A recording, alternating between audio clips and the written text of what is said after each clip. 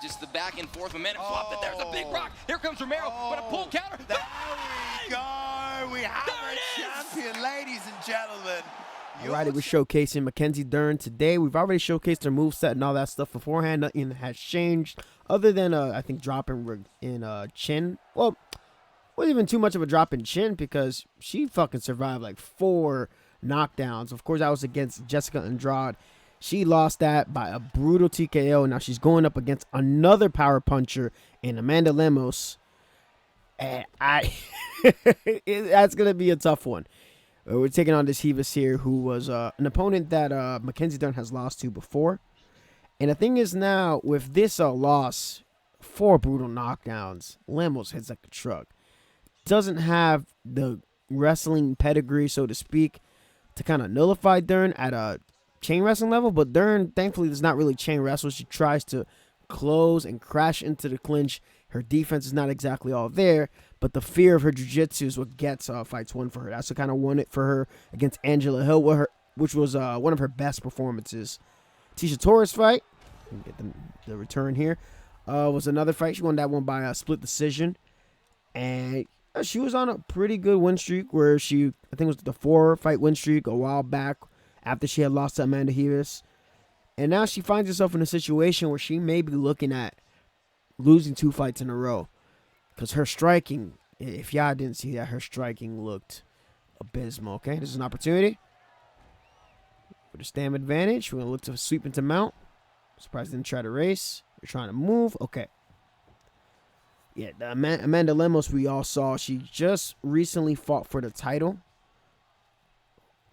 And didn't go her way. She lost to Zhang, but she did have some good moments where she stunned Zhang a bit. Okay, we're going to go transition to the armbar. And this is what makes Mackenzie Dern so dangerous.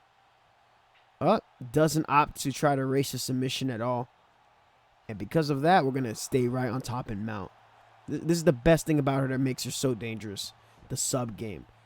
In the UFC 3, the only real subs that were super dangerous were the guys who had like 2-gate subs. Ronda Rousey had like the 3-gate subs and whatnot. But then grappling was so... The entries for grappling were so far and few in between that picking a grappler was... Unless you were able to abuse the hell out of side control, because that's where it was at its strongest, you were probably not going to have a good time. You needed like the low single. Hold on. Managed to override that? Oh, and they didn't deny it. Oh. See, I went for that transition. I was like, is it going to win? But it won. All right, it cuts my talk short. All right. That's a great first round submission to get with Mackenzie Dern. Not too shabby, not too shabby. I don't want to showcase it for too long. I got a lot of showcases I have to do for this upcoming pay-per-view. So we're going to try to get one more fight in, one maybe 2 if the other one ends too quick. And we'll go on another search and we'll be right back. All right, this is going to be a tough one. This opponent here chose Weili Zhang. Zhang is super tough, so we're going to have to play real smart. And Happy Tree.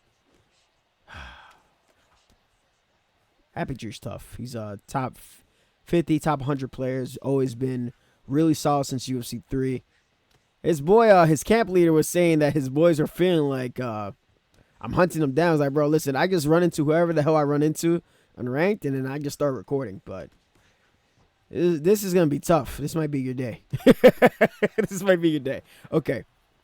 I was talking about with, okay, if you're going to buy team me, I'm going to buy team you. I was talking about in UFC 3, really the best way to get the takedown was hoping to get Max J and then attacking the low single, or trying to get one of the tackle takedowns, or at least trying to get the fight to the cage. But by then, if I played Prime UFC 3, it was really difficult to get a takedown outside of that low single. And so in 4, it was always like kind of, certain things were kind of skewed by one way or the other, right? It was either we're going to attack here, but we're going to transition. I don't want to go for the sub because he's going to race and win that. And I respect him, so I'm not going to go for the posture right away. I mean, I can go for it from there, but you know what I'm saying. As I was saying, just to kind of give you guys a rundown of like the history of the games. Whereas in UFC 3, you kind of need it. Nah, we're gonna override that with the stamina advantage, baby. But in UFC 3, once everybody figured out all the transitions, unless you had a 2-gator, very, very unlikely to get it unless you not too much of a stamina advantage. You're not going to get it here. You were unlikely to sub somebody. But the minigame was all right, but now that the whole Cronus stuff has gotten fixed over on PlayStation, I definitely can say there were some suspicious people back in UFC 3 and even 2 at the end cycle that I feel, yeah, their subs were didn't make sense. They're like blocking you before you even inputted the damn thing. UFC 4, huge issue with the Cronus stuff. And thankfully, especially now, oh my gosh, he has that? You know what? We want to be smart man. Smart man. He got the fuck up. I was about to hit the full guard with a circle away. Now with the TBS systems, obviously, especially because of my recent Jack Hermanson video, like seeing little things like, not little, big things where the transition bar kind of resets when it doesn't really have to, or it really shouldn't. That's a big issue that tends to happen. But for the most part, it's giving grapplers revival when it comes to viability. Because the only way you could really make somebody viable in UFC 4 was submission-wise. It was very tough to submit somebody at a high level.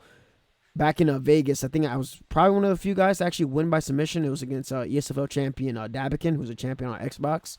I did that with TJ Dillashaw versus Peter Yan. The round ends. But, like, it was tough. Like, if you didn't go to, like, the broken submissions that were clearly broken, very, like, tough to sub somebody that was really, really good. But even in, like, the entries for the takedowns are much different. And I'm really hoping, though, for the double leg bail that EA really needs to. I'm glad that they said it in the patch notes that it's something that they do have it. They have an eye on it. But I am disappointed at the fact that they don't have the 1% stamina tax enabled.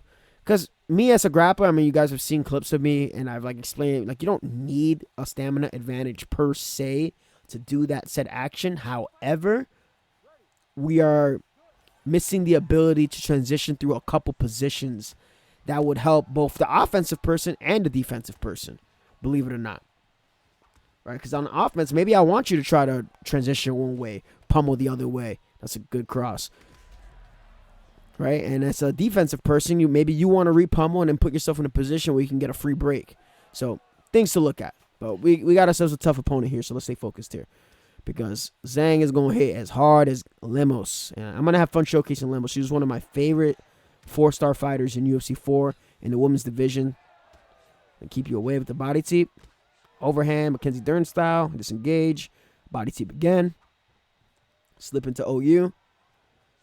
I see not a lot of people have developed like the skill to slip into over-under. The over-under body lock position. I think the only other person I've seen do it was Treehouse, which is really cool. Which shows that he can kind of get to that position without needing to bail. But like little stuff like that has to be more viable for grapplers. But we're doing well here with Dern. Using the delayed body teep to sap away the stamina of Zhang Weili. And we're trying to keep the exchanges as short as possible. I know Dern has a good amount of power, but she's not going to have... Ooh, nice. She's not going to have power to be superbly exchanging with Weili. Especially with her speed advantage, unless we... There we go. We got it again. Unable to take her down, but that's fine. Okay. By slowing down the fight this way, we'll have a lot more success. I would have thought that the stam in the women's division, I still think it needs work, but this is actually pretty comforting to see. So only a 3-round fight, so there we go. Let's hit that. Let's attack the stamina on the defense a little bit. Attack on the head damage.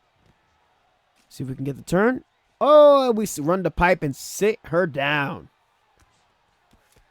Está bueno, está bueno. Let's go transition to backside. There we go. I'm trying to get all these showcases done a little bit early. All right, once tomorrow's the Jack Hermanson and Pfeiffer fight.